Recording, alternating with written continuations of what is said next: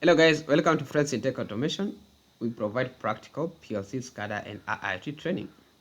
In today's session, we want to talk about OPC communication protocol. That is our topic today, OPC communication protocol. But before talking of OPC UA, we need to understand OPC communication protocol. So the first thing here, I'll just draw some diagrams here.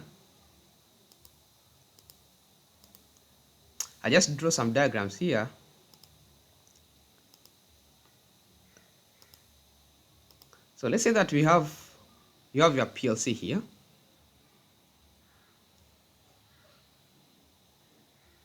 So this is your PLC. Let's say this is step 7 1200. So this is step 7 1200.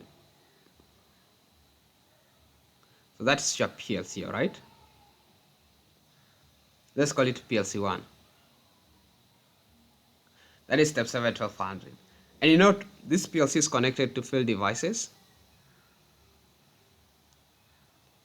basically sensors and actuators, right?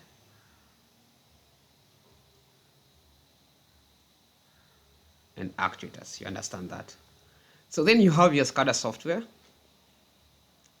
You have your SCADA software up here. So let's just draw another block here. I want you to see this clearly. So you have your SCADA software up here.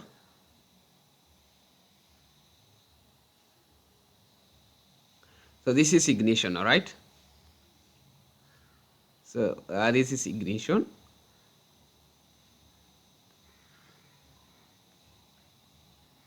This is your SCADA software. So you know, with SCADA software, you can create HMIs, you can do alarms, you can do trends, and you can do reporting. Perfect. So the key thing is that you want your PLC to communicate with your SCADA software by directional communication.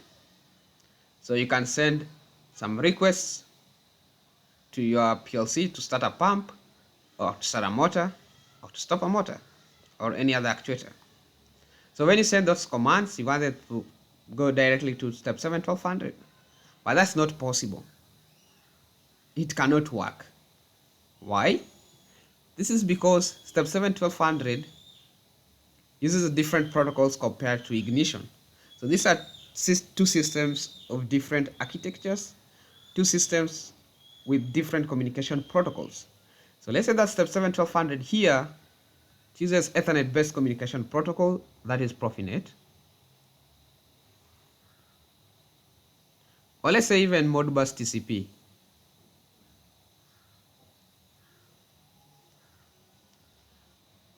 Modbus TCP. Then you have ignition SCADA that understands data based on maybe read stroke write requests. And maybe data format is JSON.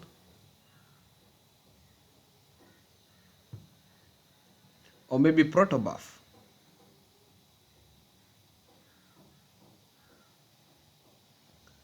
So these are the two data formats that maybe ignition can understand.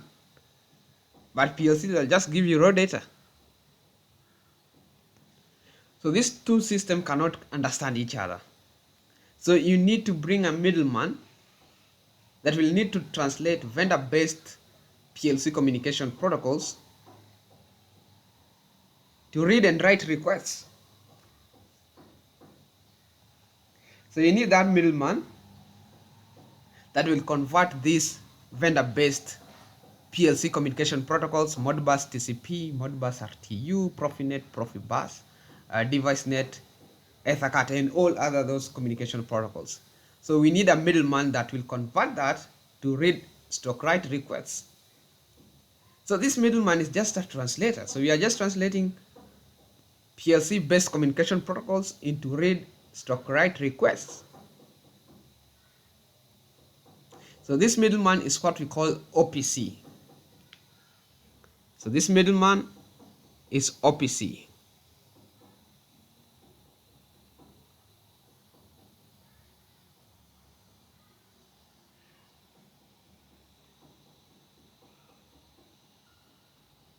So this middleman is OPC. Now you have your communication.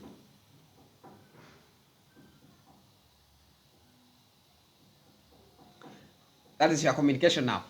So OPC will convert vendor-based communication protocols, Profinet Modbus TCP, into read/write requests. So OPC was developed by OPC Foundation, I think in the 90s, that is 1996 to be precise. So this communication was developed to create that interoperability, to unify things. So this OPC, we can divide OPC into two. OPC. So we can divide OPC into two, OPC Classic and OPC UA. So you need to understand one thing first. And this is OPC was developed or was designed to provide a bridge for Windows-based software applications and process control hardware. That was the goal of OPC. So it was developed for Windows-based software, just to bridge that communication between Windows-based software, let's say maybe back then using maybe Wonderware or something software. So Windows-based software and process control hardware. So this process control hardware can be PID or just PLCs. So that was OPC. You get that? I want you to have that picture. So this was developed for Windows-based software. So OPC Classic was for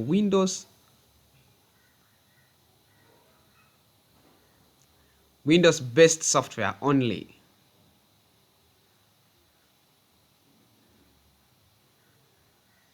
Windows-based software. So it was not easy to embed OPC in controllers, microcontrollers, and other operating systems like Linux, Debian, other stuff, or even macOS. It was not possible. So what they did, they introduced another protocol, OPC UA, which stands for Open Platform Communication Unified Architecture. So this here, it is platform independent. We call it platform independent. So you can integrate OPC in different operating systems, macOS, Linux, Windows, even embedded controllers, all those stuff. So with OPC here, OPC, the first thing OPC is, we call it server client communication model.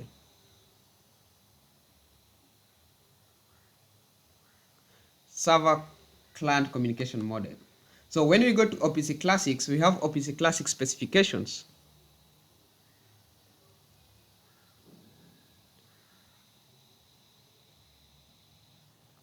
We have OPC Classic specifications, and the first one here, we have OPC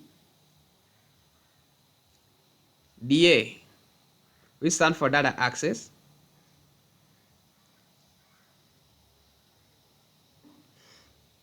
So OPC DA was used for reading and writing real-time data. Reading and writing real-time data, that is OPC DA, data access. Then we had OPC HDA. This is historical data access. Historical data access. So this will allow access and retrieval of archived data. Maybe you want to know what happened yesterday. You need to use this OPC HDA server. Then after that we had OPC ENA. That is events and alarms.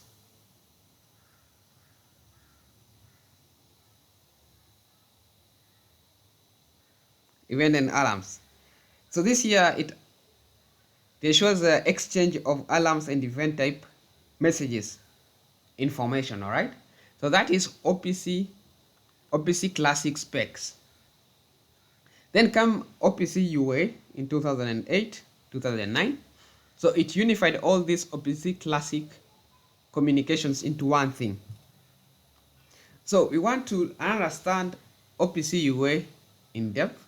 What is OPC UA? Because the thing is that our next class we'll be talking now how to link these OPC servers like Ignition OPC UA server, or maybe Cape server EX server, or any other server. How do you link your PLCs to these OPC servers, then OPC servers to your SCADA softwares?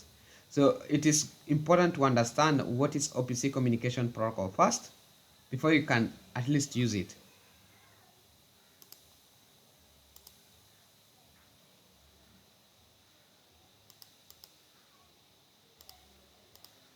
So let's try to understand OPC UA in depth.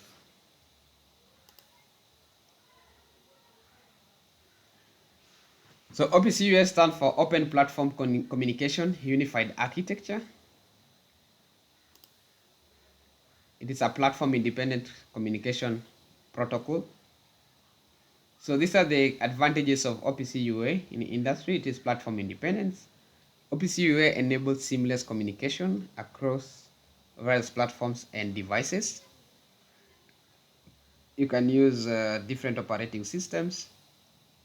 Then robust security, there's encryption and authentications. It applies SSL certificates, that is secure socket layers, and transport layer security, that is TLS.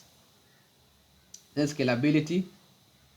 OPC UA supports scalability, allowing systems to grow from simple sensors to complex ERP solutions, that is enterprise resource planning solutions.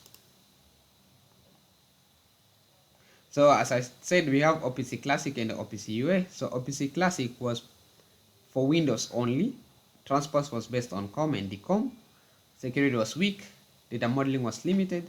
But with OPC UA, it is platform support, cross-platform. So many operating systems can be supported with OPC UA. Then transport uses TCP IP and HTTPS. As security uses strong TLS, that is transport layer security, and advanced data modeling. So this is the architecture of OPC UA. So the first thing, we have application layer, manages data, clients interactions. We have service layer, provides communication protocols. We have transport layer. So transport layer, we say it uses TCP stroke HTTP. Encoding uses XML and JSON. So this is the flow, communication flow. So the first thing, client maker requests. So client can be your SCADA software, for instance, designer launcher. It can be your client. So when a client makes a request, the client initiates the communication by sending a request to the server, that is OPC server. That's why you say OPC, it's a client or server client communication model. So client initiates the communication by sending a request to the server.